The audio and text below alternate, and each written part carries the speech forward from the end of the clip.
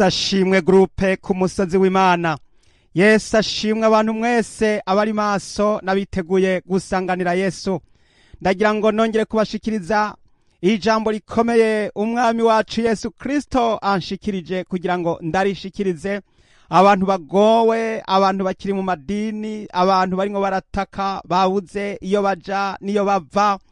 Yesu arakuntumye ko mwene data, ndagira ngo ubu butumwa bukugereko. Hariho abantu bakeneye gutabagwa. Muri aka kanya igihe nahabwa iyi message nari ndangije gufasha mwene data yarafise ikibazo c'amadini. Hanyuma rero ndangije gufatanya nawe isengesho no kumuremesha no kumwereka inzira yo kugira ngo avemwo burundu. Muri ico gihe ndangije neza naciye mbwirwa ati genda ubwira abantu yuko abantu bari mu madini bagowe, genda ubitangaze bakiza amagara yabo. Hari abantu benshi bigoye kugira ngo bakire baveyo kuko muri ayo madini barafatiweyo. Rero kugira ngo bashobore gukira aba bantu bishakirwa yuko bene data mugenda mukabagerako, mukavuga ubutumwa, mukababwira, mukababurira. Ndagira ngo nkubwire ijambo umwami wacu Yesu Kristo anshikirije. Nkimara kuryumva iryo jambo nahise mpagarika umurimo narimo ndakora, nca ndaza maze ndarojistra iyi message kugira ngo ndayishikirize uyu muntu. Aba bantu rero ni benshi bari mu madini atandukanye. Aba bantu rero baragowe, aba bantu rero bararuhijwe, aba bantu rero bakeneye ubutabazi.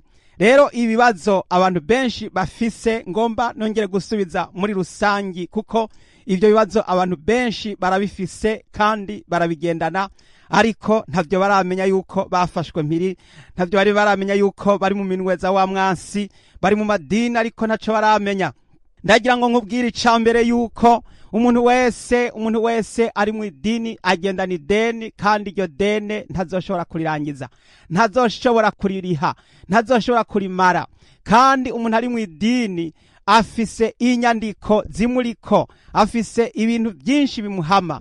Ndagira ngo imbere yuko twinjira muri ivyo tubanze dusoma amajambo y'Imana aboneka mu Kuvayo igihimba n'ica 21, maze dusome umurongo wa 24. Mwumve abantu bari mu madini ayo bagowe, mwumve abantu bari muri ayo madini, mwumve akaga bafise.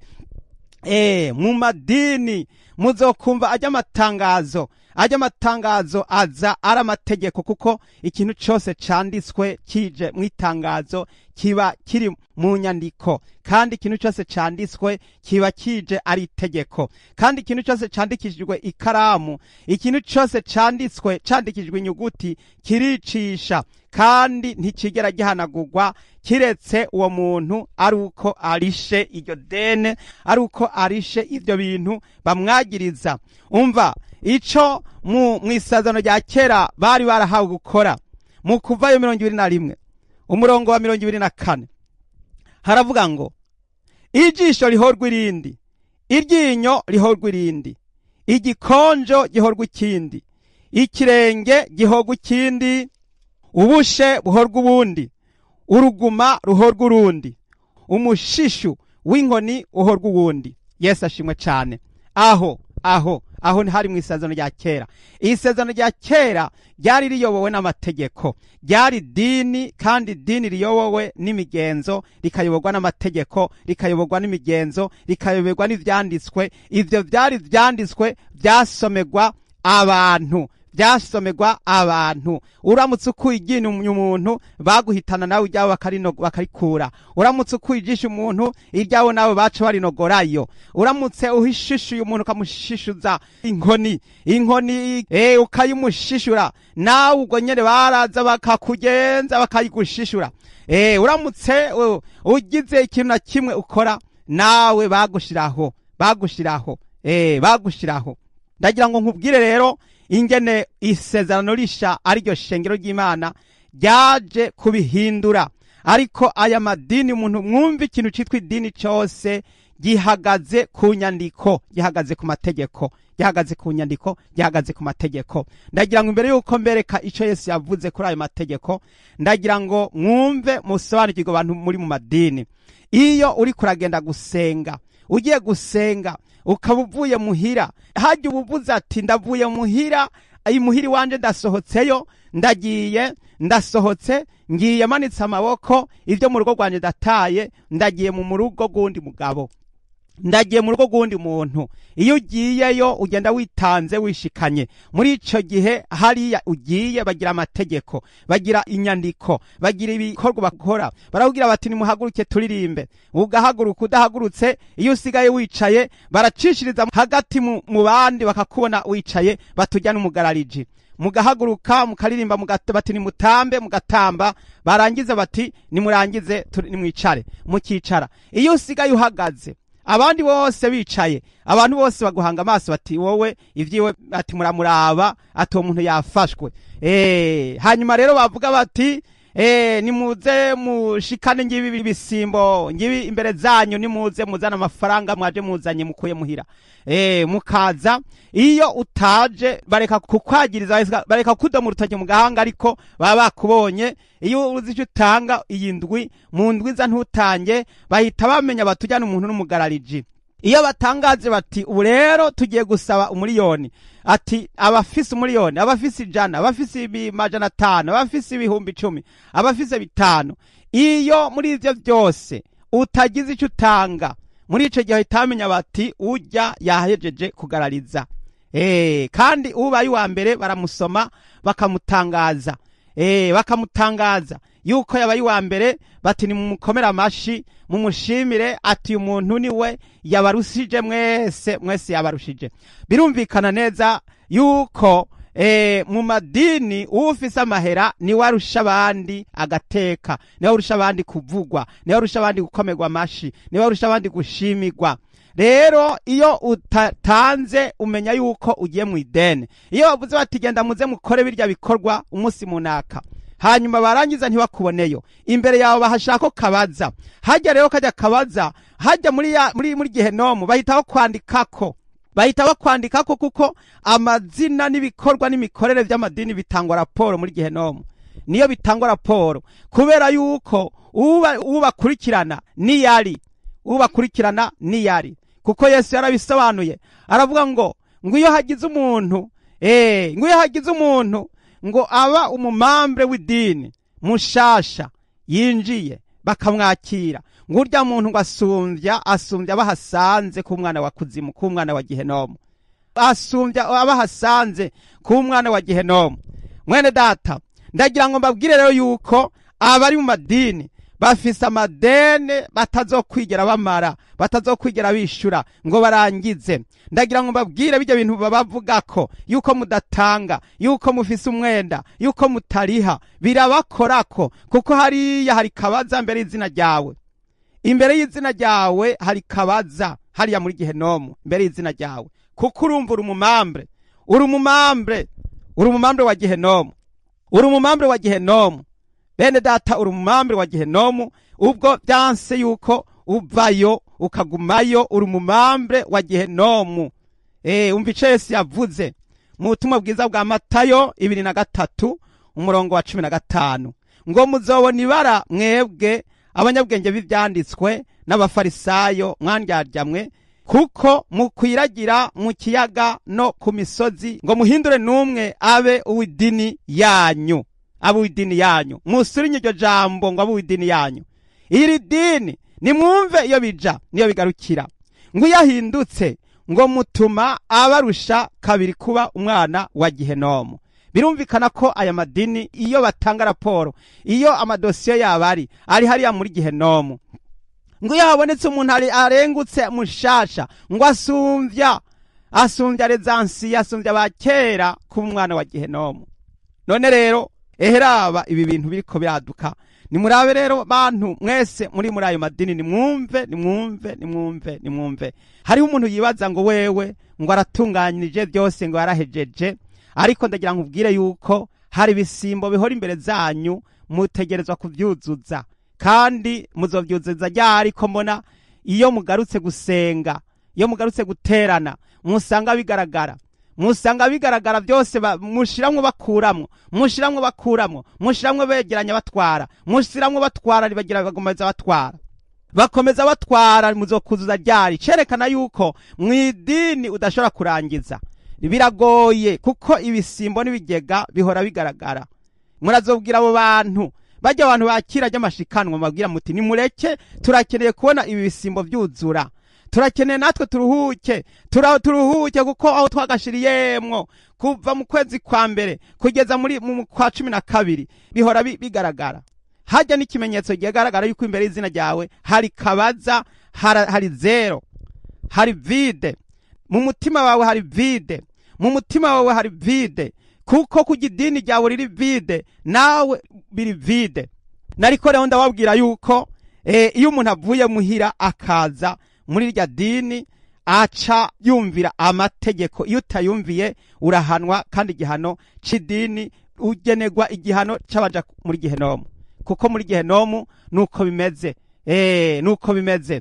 Idini rero ni nka kujya kw'amategeko y'igihugu, ni nka kujya kw'amategeko y'igihugu. Yuvuye mu kindi gihugu ukava i Burayi ukaja muri Afrika, ugafata igihugu cyo muri Afrika ukajayo, ico gihugu giyemwo wumvira amategeko. Iyo uvuye muri Afrika ukaja mu Burayi, aho ugeze muri ico gihugu amategeko usanzeyo niyo wumvira. Iyo uvuze ngo je numvira amategeko ngo yo mu gihugu mvuyemwo, muri ico gihe bahita gufata bakaguhana, bakagupfunga, canke ukumvira kugeza aho usabira imbabazi, ukayemera ukavuga uti ndemeye amategeko y'ico gihugu. Ugomba kumenya ko igihugu uvuyemwo wumvira amategeko yiyugiye. No muri iri dini rero rigira amategeko, rigira umuyobozi, rigira inyandiko, rigira ivyagezwe, kandi baratangaza bakavuga bakarangurura.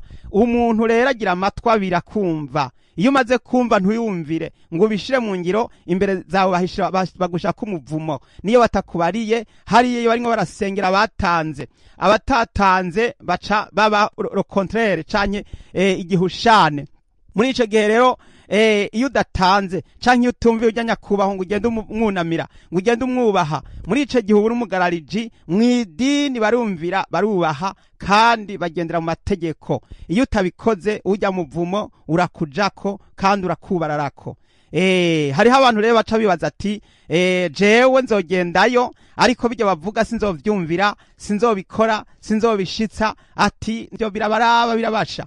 Muri ico gihe wewe wagiyeyo, nimba wagiyeyo ukaba ugiye uvuga ngo ivyo bavuga birabasha, uwo n'umuvumo wikururiye, kuko ubwa mbere bwo ntiwumvira, ugomba guhanwa imbere y'abandi bose. Kuko kwa Satani ugiyeyo mbega agize ati nyunamira, nyubaha, nsenga, womenya urazi uko bigenda. Mu kuzimu muri gihenomu mbega uzogenda ugarariza, uzogenda uvuga ngo wapi, ngo jewe ngo sinemere ryo mumbariye. Amategeko muri gihenomu nuko niko bimeze. Mwene data, ndagira ngo mwumve ibintu byari biri mw'isezerano rya kera. Mw'isezerano rya kera byaje arakarorero ko kutwibutsa no kutwereka uburemere bw'amategeko. Abantu bamenye iyo bagomba kuva niyo bagomba kuja, va muri ayo, va muri ivyo, va muri ayo mategeko, va muri ako kaga, va muri ubwo buzimire. Hinduka, garuka, vayo. Ndagira ngo rero murabe, iyo rero maze gushika muri ico gihugu, hanyuma bakakubwira bati nguriye umukuru arashitse, mwunamire, canke ngiki gikorwa batangaje gikore, ukaba wewe uvuye mu kindi gihugu ukavuga uti icyo gihugu ayo mategeko sindayumvira, ubwa mbere ubwo nawe ubwawe uca wumva yuko urubanza ruba rugutsinze. Nimba udashaka kuba muri ico gihugu, vayo. Nimba udashaka kuba muri ico gihugu, subira iyo wavuye. Nimba naho uhashimye ukabona ari ahantu hafise umutekano, bameze neza, barya neza, bambaye neza, bataronka ibibazo vy'amagara y'abantu, ukabona ko ari sawa, ukawahahisemwo akayaga kaho ni keza, gumayo, umvira amategeko y'ivyo bakubariye. Ariko nimba udashatse kumvira amategeko y'ivyo bakubariye, sohoka uveyo kandi ubasezere, kandi ugende ubabwira ati ndagiye. Mu kugenda murabizi ko pasiporo igusohora, ugomba kugenda mu mategeko, ukurira indege mu mategeko, uvayo, uvuyeyo, kavayo bose bakubonye, ukamenyesha abantu bose kugiye kuvuyeyo. ukavayo kandi ukavayo uhunze. Ushobora kuvayo uhunze, ushobora kuvayo mu buryo bumwe canke ubundi, ariko kora uko ushoboye kose uhaguruke uveyo vuba na bwango, ubavuye na bwango. Hariho abantu benshi batuwe ko imikoshi, batuwe ko imivumo, batuwe ko imivumo kubera ko bahakanye gukorera iryo dini. Idini urarikorera kugira ngo ukire wa muvumo, kandi uwo muvumo ni kinyoma cy'uko ujya muvumo kuvako, kuko urinze ukorera idini ntabwo uzokwigera urangiza, ntuzokwigera urangiza, ntabwo uzoshobora kurangiza bijya bintu byose bagenda basaba na bijya byose bagenda bategeka, ntuzogenda ubirangiza. Kandi niyo wo birangiza uzorangiriza nyene guhabwa ibihembo vy'ikuzimu byo muri Gehenomu, kuko ntiwakoreye Imana, ntiwakoreye Imana, wakoreye idini, wakoreye idini. Umva ico Yesu yavuze kuvyerekeranye n'ayo mategeko y'amadini, kuko idini ry'abayahudi ryagendera mu mategeko. Imana ishimwe cane, idini ry'abayahudi ryagendera mu mategeko. Yesu yaje kudutabara ayo mategeko, Yesu yaje kutubohora, yaje kudukiza uwo muvumo nako kaga. Imana ishimwe cane. None rero ndagira ngo dusome muri Matayo 5:38, mwumve ico havuga. Mwarumvise ko vyavuzwe ngo ijisho rihorwa irindi n'iryinyo rihorwa irindi, ariko jeho ndababwire ntimurwanye umunyakibi.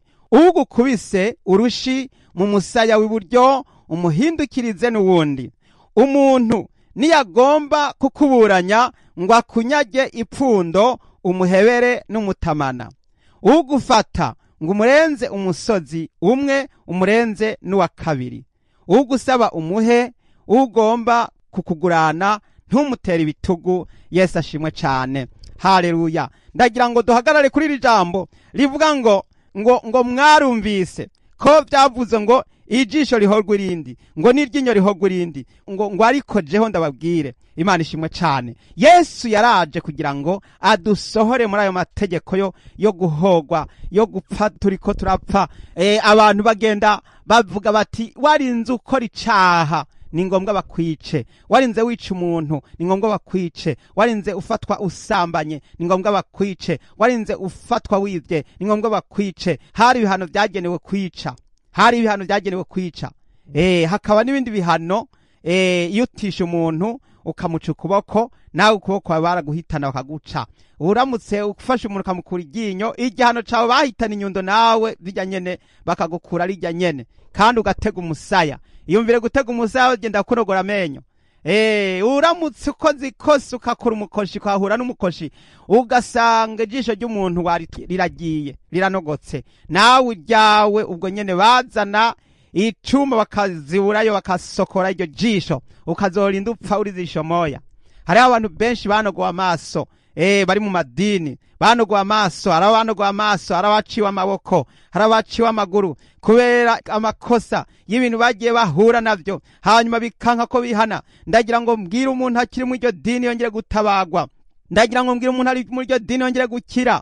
Mwene data wongere gukiza amagara yawe. Ndagira ngo ubwire ngo wowe ucidananije wibaza ngo uzokomeza ngo uhakana ivyo bavuga, ngo uzogeza ngo bijya byose bavuga. Hariho abavuga ngo jewe ngo nzogumayo, ngo mugabo ngo bijya byose batangisha ngo sinzobitanga.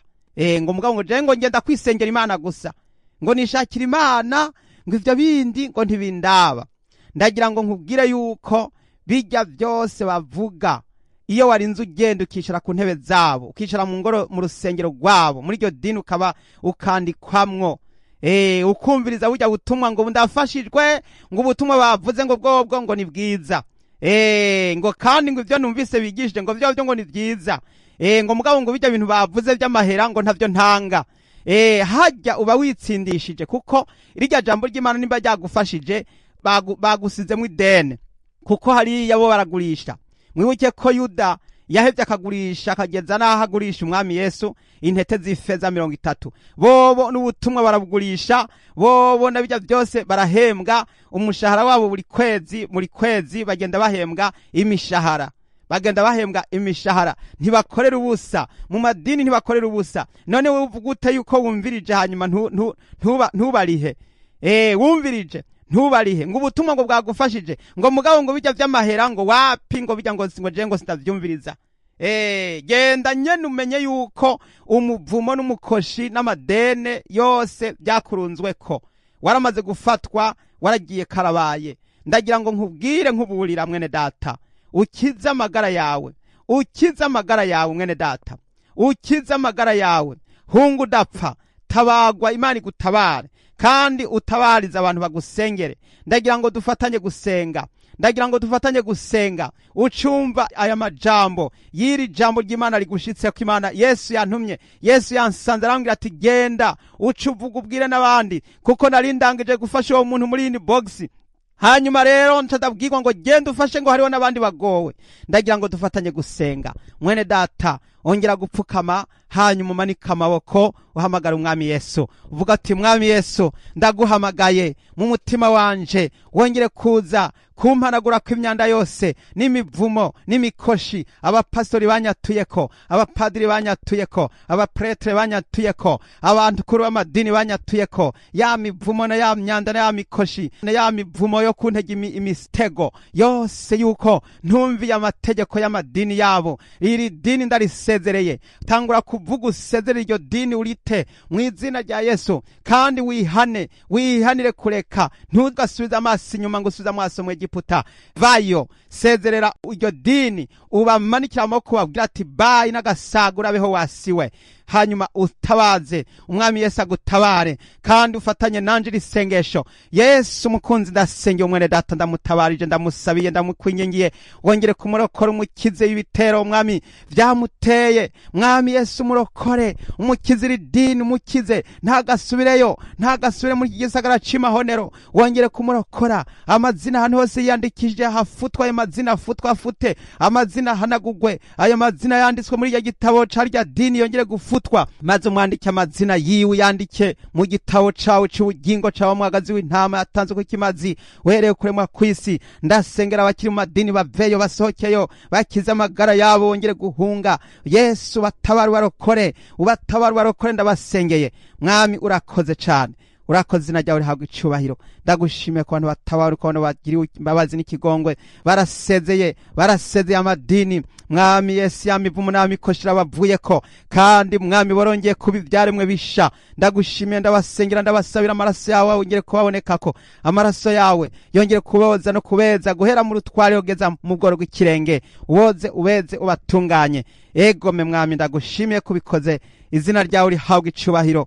Nanje ndabisenze nizeye mu izina ry'umwami wacu Yesu Kristo, amen, amen, haleluya. Mwami Yesu abahezagire, murabohotse, muratabawe, amazina yanyu yaranditswe mu gitabo c'ubugingo. Ntugasubize amaso inyuma ngo usubire mw'iryo dini, ngo usubize amaso i Sodomu n'i Gomora, uveyo uvuyeyo burundu. Nuko rero mwami Yesu abahezagire, ibisigaye mukomeze guhezagirwa. Abagomba kugira ngo bature imitwaro muciye muri ni box, murahawe kaze. Nimero za telefone nizi zikurikira: utanguza igiharuro